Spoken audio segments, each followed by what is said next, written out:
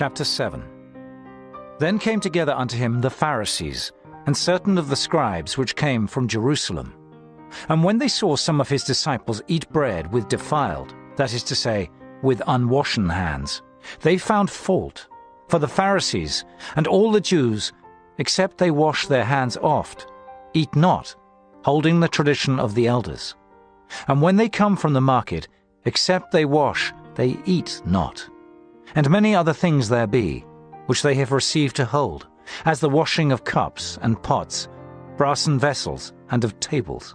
Then the Pharisees and scribes asked him, Why walk not thy disciples according to the tradition of the elders, but eat bread with unwashen hands? He answered and said unto them, Well hath Isaiah prophesied of you, hypocrites, as it is written, This people honoureth me with their lips, but their heart is far from me.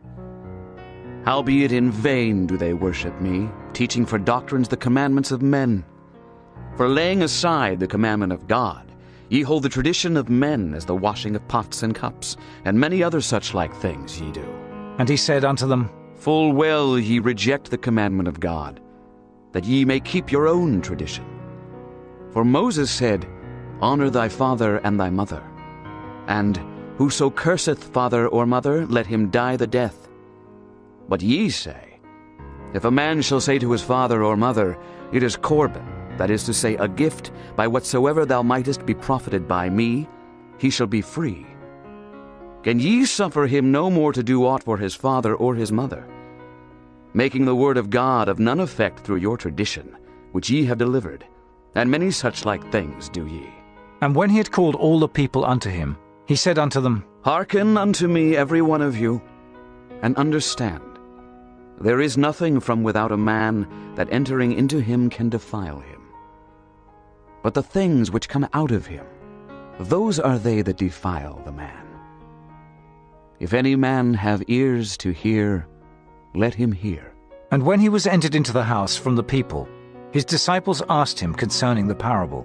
And he saith unto them, Are ye so without understanding also?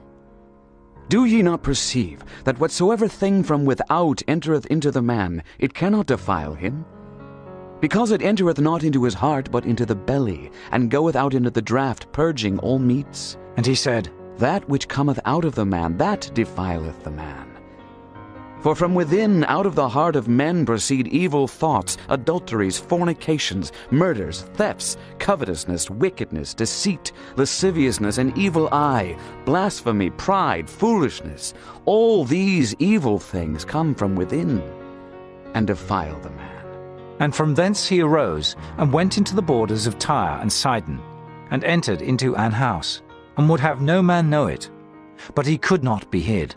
For a certain woman, whose young daughter had an unclean spirit, heard of him, and came and fell at his feet.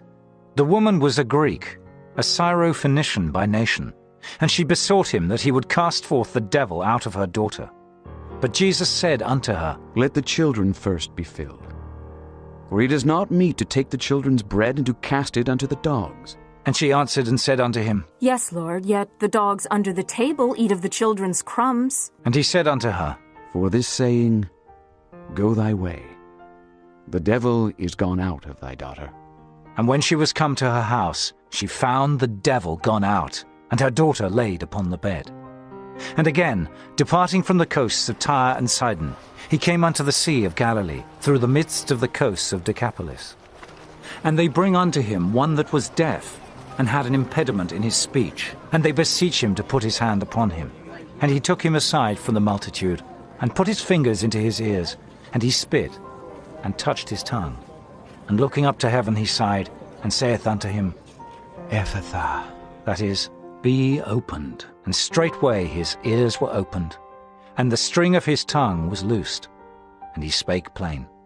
And he charged them that they should tell no man, but the more he charged them, so much the more a great deal they published it, and were beyond measure astonished, saying, He hath done all things well. He maketh both the deaf to hear and the dumb to speak.